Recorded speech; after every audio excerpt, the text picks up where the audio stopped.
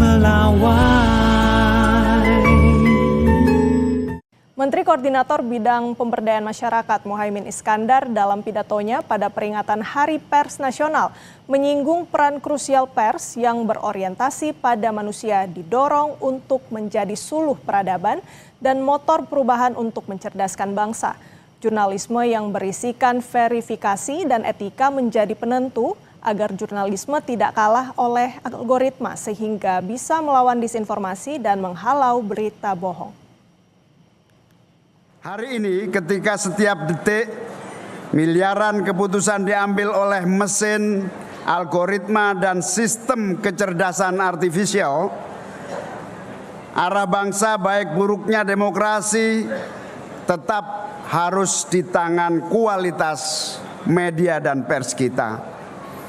Jurnalisme tidak pernah netral dalam dampaknya. Ia menjadi suluh peradaban, menjadi motor perubahan, menjadi kekuatan yang membuka kabut yang membingungkan arah. Karena itu kepentingan bangsa tidak akan pernah lepas dari bagaimana pers bekerja, bagaimana pers menjaga nuraninya, dan bagaimana pers memaknai tanggung jawab sejarahnya. Hadirin sekalian, di tengah derasnya arus teknologi, kita harus jujur mengakui satu hal. Pers yang tidak berbasis pada kualitas dan mutu, yang hanya mengandalkan kecepatan dan kecanggihan AI akan kehilangan maknanya. Tanpa sentuhan manusia, jurnalisme berisiko kehilangan empati. Tanpa verifikasi dan etika, ia hanya dapat melahirkan berita-berita halusinasi. Dan tanpa keberpihakan pada kebenaran, ia akan menjauh dari publiknya sendiri. Disinilah peran krusial pers yang human-centered menjadi amatlah sangat penting.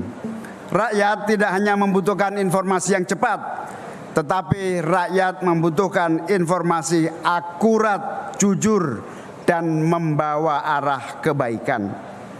Oleh karena itu, kita perlu terus menegaskan, jurnalisme tidak boleh kalah oleh algoritma. Perkembangan AI dan teknologi digital tidak boleh menghisap nilai-nilai jurnalisme, apalagi merusak ekonomi media massa. Teknologi harus menjadi alat bantu, bukan pengganti nurani. Kekuatan pers sejatinya bersumber dari daya kritis yang konstruktif. Pers yang menjunjung tinggi kebenaran, keberimbangan, dan tanggung jawab publik. Pers diharapkan memiliki peran strategis untuk menjembatani kebijakan dengan pemahaman publik. Pers diharapkan harus mampu meluruskan hoaks, melawan disinformasi, dan menghadirkan informasi berbobot yang tidak hanya enak dibaca dan perlu, tetapi juga menggerakkan hati nurani masyarakat. Karena informasi yang berkualitas akan melahirkan publik yang cerdas. Publik yang cerdas akan memperkuat ekonomi yang berdaulat. Ekonomi yang berdaulat adalah menjadi fondasi bangsa yang kuat.